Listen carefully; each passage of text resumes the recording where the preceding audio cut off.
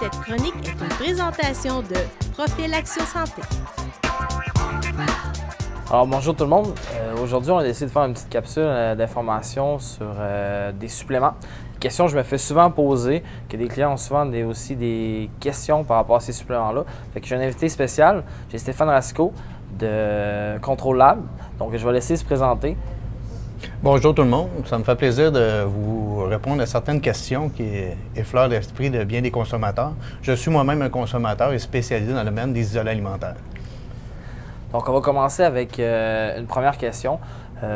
Stéphane, j'aimerais ça que tu nous expliques un produit que je vends beaucoup, j'ai beaucoup de questions, ça serait le pré-training dans le fond. Tout ce qui est pré-workout, tout ça, j'ai souvent un client type qui arrive ici, qui a besoin, il est fatigué avant l'entraînement, qui aimerait ça savoir quel pré-training il devrait prendre. Il voudrait avoir le pré-training souvent le plus fort, celui qui kick le plus pour avoir une meilleure performance lors de son entraînement. Donc j'aimerais que tu nous expliques un petit peu c'est quoi un pré-training, quand devrions-nous le consommer, faire un petit peu le tour de ça.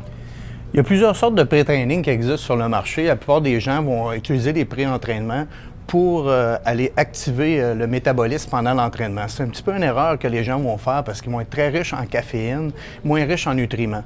D'ailleurs, entre autres, on peut voir dans la compagnie Extreme Performance Nutrition des pré-trainings qui sont constitués beaucoup d'acides aminés qui vont favoriser la libération d'énergie et la récupération pendant et après l'entraînement. Aussi, dans cette entreprise XPN, on voit aussi qu'il y a le pré-training sans caféine, mais on a aussi avec des sources de caféine à l'intérieur. Ce qui est important, c'est d'avoir une bonne récupération après l'entraînement et pendant. Et puis, lorsqu'on va consommer trop de pré-training, le problème qu'on reconnaît bien des fois, c'est que la source de caféine va faire l'effet inverse.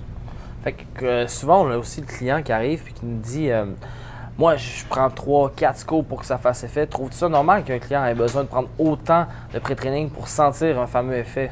Bien, à ce moment-là, lorsqu'on est rendu à consommer des surdosages de pré-entraînement, surtout lorsqu'il est concentré en caféine, il y a un problème, il faut se poser une question. Il y a un problème en quelque part, ça va être bien des fois basé sur l'alimentation de base pour venir à bout de finir ses entraînements ou accomplir ou acquérir ses objectifs. Fait qu'à ce moment-là, il va peut-être retoucher un petit peu au niveau de l'alimentation, au niveau des suppléments de base qu'on peut prendre pour favoriser à l'entraînement. J'ai aussi une question qui me revient souvent. Souvent, les gens, après avoir pris un pré-training, ils ont des crashs. Ils sentent qu'après avoir pris ça, ils viennent vraiment faibles. Tout ça. Tu pourrais-tu expliquer qu'est-ce qui fait ce fameux crash-là lors de prise de pré-training? Puis après l'entraînement, ils ont de la misère à récupérer.